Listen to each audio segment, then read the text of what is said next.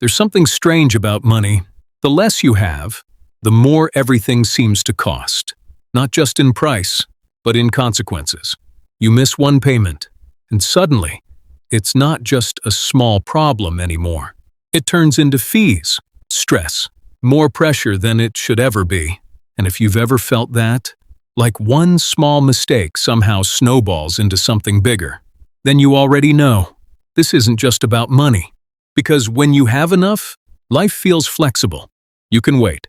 You can plan. You can choose what's best. But when you don't, everything changes. You don't choose what's best. You choose what's available. A cheaper option that breaks faster.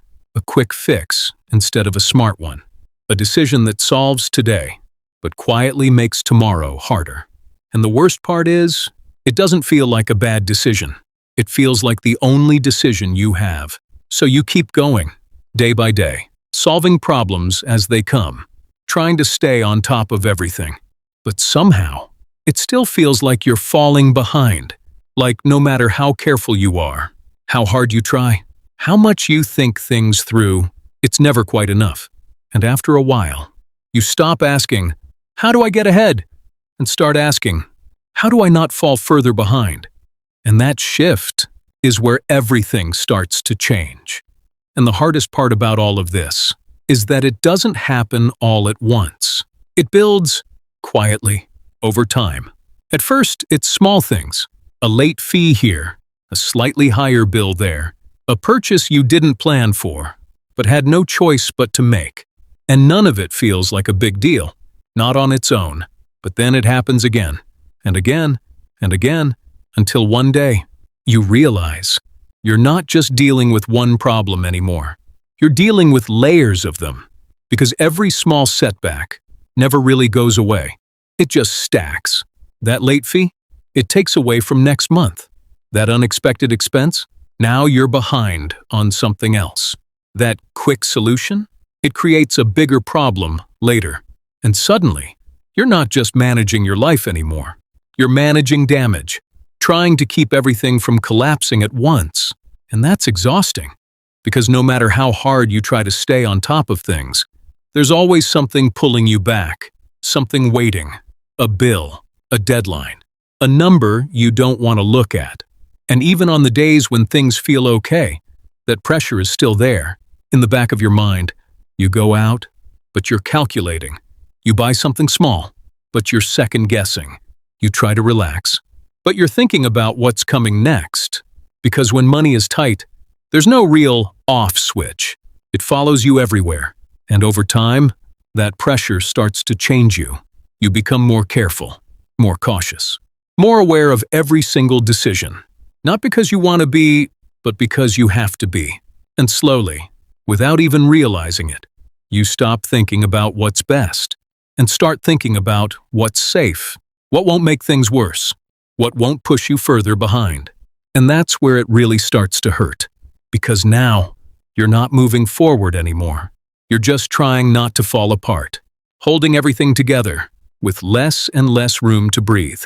And no matter how much effort you put in, it still feels like you're one step away from everything slipping.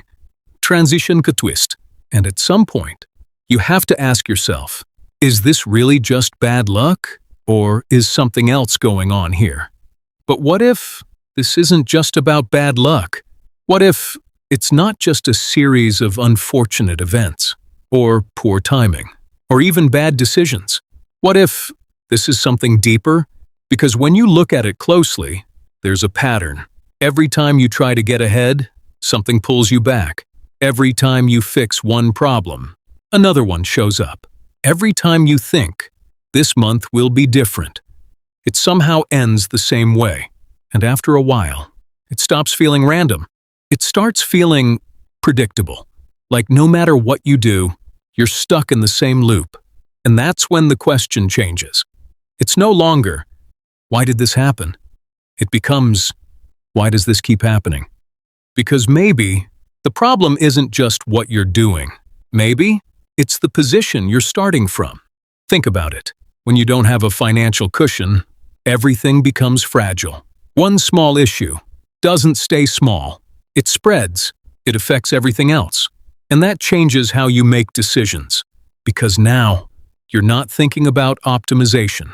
You're thinking about survival. You're thinking about, what solves this right now? Not, what's best long term? And that difference is bigger than it seems. Because the person with money gets to play a different game. They can wait. They can compare. They can avoid bad deals. But when you don't have that luxury, you don't get those options. You don't get to choose the best path. You get whatever path is available. And over time, that creates a gap. A gap between people who can make strategic decisions and people who are forced to make urgent ones. And the scary part is, urgent decisions almost always cost more. Not because you want them to, but because you don't have the space to avoid them. So slowly, without even realizing it, you're not just reacting to problems.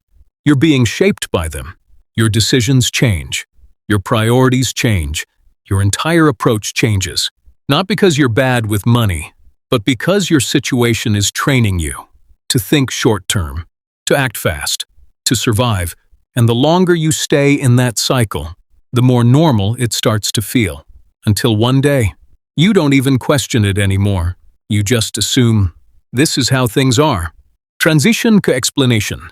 But once you see that pattern, you start to realize something important. This isn't random. There's a reason it keeps happening. Here's what's actually happening. When you don't have enough money, you don't just lose options. You lose efficiency. Because having money isn't just about what you can buy. It's about what you can avoid. Late fees, high interest, emergency costs. All the things that make life more expensive don't show up when everything is fine. They show up when you don't have a buffer. When you don't have savings, a small problem doesn't stay small. It becomes urgent. And urgency is expensive. Because now, you don't have time to think.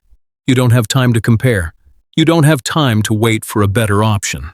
So you take what's available, even if it costs more, even if it's not ideal. And that happens again, and again, and again, until over time, you start paying more for the same things, or sometimes even worse things. That's why people with less money often end up spending more overall. Not because they want to, but because they don't have access to the choices that would save them money. And it doesn't stop there. Because once you fall behind, the system starts working against you. Interest builds, fees stack, options disappear, and slowly, your situation becomes more fragile, more sensitive, more dependent on everything going perfectly. But life never goes perfectly. So even small disruptions start to feel overwhelming. A broken phone, a car repair, a medical bill. Things that should be manageable suddenly feel heavy because there's no margin for error, no safety net, no space to absorb the impact. And that's where the pressure comes from. Not just the lack of money, but the lack of space. Space to think, space to plan, space to choose better.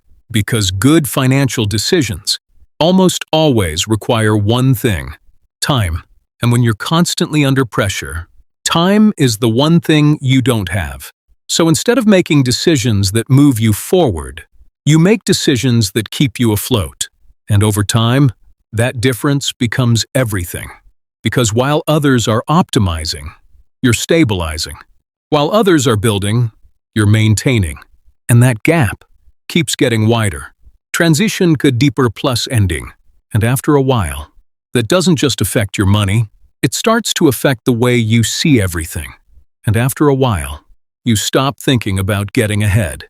Not because you don't want to, but because it stops feeling realistic. You start focusing on stability, on keeping things together, on making sure nothing falls apart. And that becomes your goal, not growth, not progress, just survival. And the longer you stay in that state, the more it starts to change you.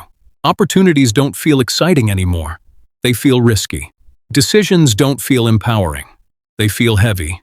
Even small improvements start to feel uncertain, because when you've spent so much time trying not to lose, it's hard to switch back to trying to win.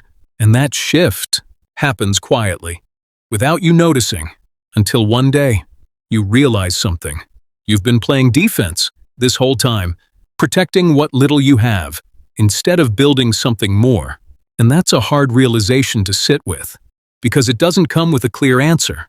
It doesn't tell you exactly what to fix. It just shows you why everything feels harder than it should, why progress feels slow, why even your best effort doesn't seem to lead anywhere, and maybe that's where most people get stuck. Not because they're lazy, not because they don't care, but because they've been living in a system that constantly pushes urgency over opportunity, pressure over planning, short-term survival over long-term growth. And when you live like that long enough, it becomes normal, your default, your way of thinking. So when things don't improve, you don't question the system. You question yourself. You think maybe you're the problem. Maybe you're not disciplined enough, not smart enough, not doing enough. And that belief is what keeps you stuck. Because if you think the problem is you, you'll keep trying harder in the same conditions. You'll push more, sacrifice more, stress more, without ever stepping back to ask, is this even designed to work for me? Because if everything around you is built to take first and leave you with what's left, then of course it feels like you're always behind. Of course it feels like you're always catching up. Not because you're failing, but because you're starting from a place where progress is harder by default. And maybe the real shift doesn't start with working harder, or budgeting better, or cutting more expenses. Maybe it starts with understanding what you're actually dealing with, understanding the pressure, understanding the limitations, understanding why things feel the way they do. Because once you see that clearly, something changes. Not your situation, not immediately, but your perspective. And sometimes that's the first step to finally doing something different, not out of pressure, not out of panic, but out of awareness. And that awareness might be the only thing that slowly starts to move you forward.